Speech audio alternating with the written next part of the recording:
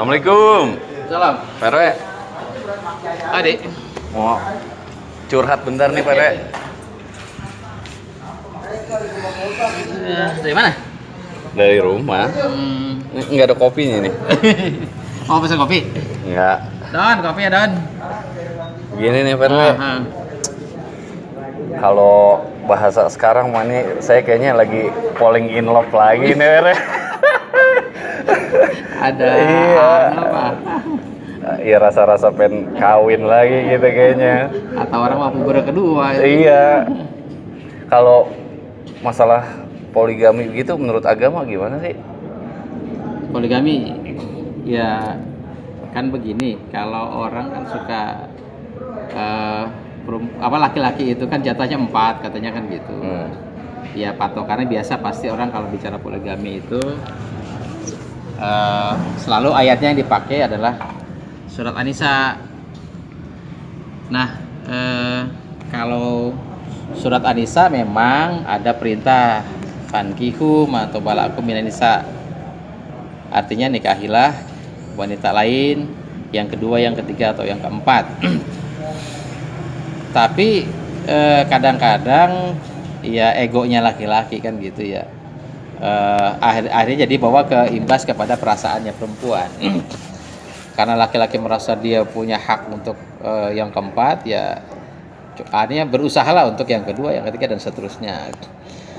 Kalau poligami ya silahkan saja, tapi ketika orang mau melakukan poligami dasarnya apa dulu kan gitu. Kalau memang dasarnya surat An-Nisa tadi, ya ayo kita buka lagi surat An-Nisa. Misalnya surat An-Nisa itu ngomongnya begini. Kalau ayat kan biasanya kan pasti ada sebab akibat ya. Kenapa ada perintah? Karena ada sebabnya. Sebabnya apa kan gitu. Jangan sebabnya karena duitnya udah banyak, akhirnya pengen nikah lagi. Karena ada yang cakepan, pengen nikah lagi dan seterusnya. Nah coba misalnya kalau menurut surat An-Nisa itu begini. Ayatnya ya. Wa in khiftum alla tuksitu fil yatama fankihu ma tobalakum minan nisa masna wa sulasa wa ruba'a. Landasannya atau dasarnya adalah jika kamu takut tidak bisa berbuat adil pada anak yatim. Jadi alasannya ada di situ dulu. Karena takut tidak bisa berbuat adil pada anak yatim, maka nikahilah wanita lain. Yang kedua, ketiga atau yang keempat. Wa in khiftum alla ta'dilu fawahidatan. Jika takut tidak bisa berbuat adil juga akibat dari poligami itu, maka cukup satu saja. Jadi dasarnya itu dulu. Nah sekarang kalau orang mau berpoligami, kalau misalnya zaman Nabi ya, zaman Nabi itu begini. Ketika misalnya ada sahabat-sahabat Nabi yang diajak berperang sama Nabi, diperintah lah kata Allah ya. Mereka berperang bela agama, bela negara. Kemudian tiba-tiba dalam peperangan mereka gugur. Maka ketika mereka gugur dalam perang, mereka jadi syuhada. Maka problem negara adalah istrinya menjadi janda, anaknya menjadi yatim. Selanjutnya siapa yang harus menaungi, melindungi istri dan anaknya si para syuhada itu?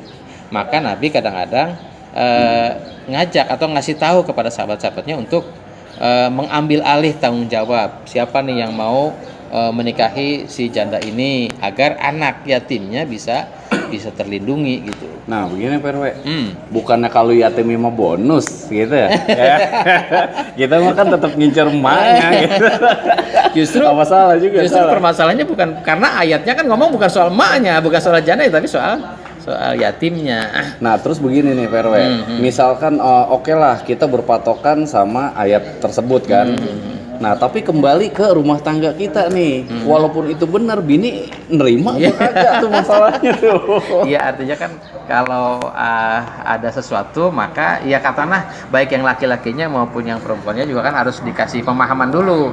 Jadi jangan ngomongin soal perasaan nih, kalau perasaan agak susah. Tapi kita kan ngomong soal agama, ngomong soal ayat. Maka kembali lagi kepada ayatnya dulu.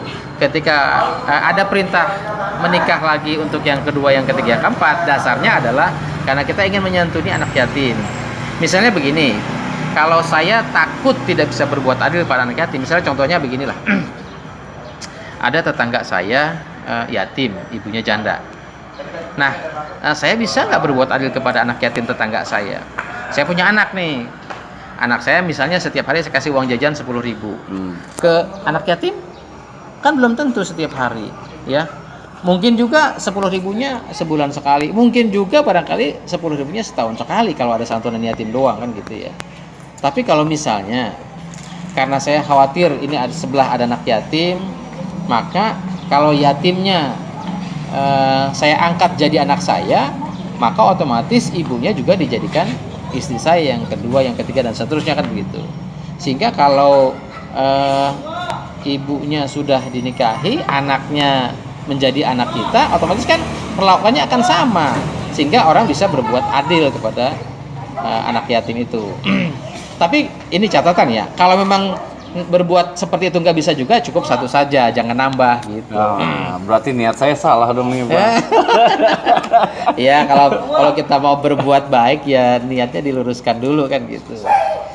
Atau misalnya begini, kalau misalnya sekarang ada orang menikah lagi kan gitu.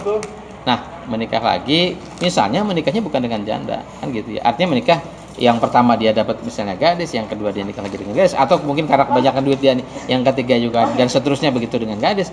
Itu saya nggak tahu itu patokan atau dasarnya apa, karena orang diperintahkan untuk yang kedua yang ketiga itu karena dasarnya adalah ada anak yatim gitu.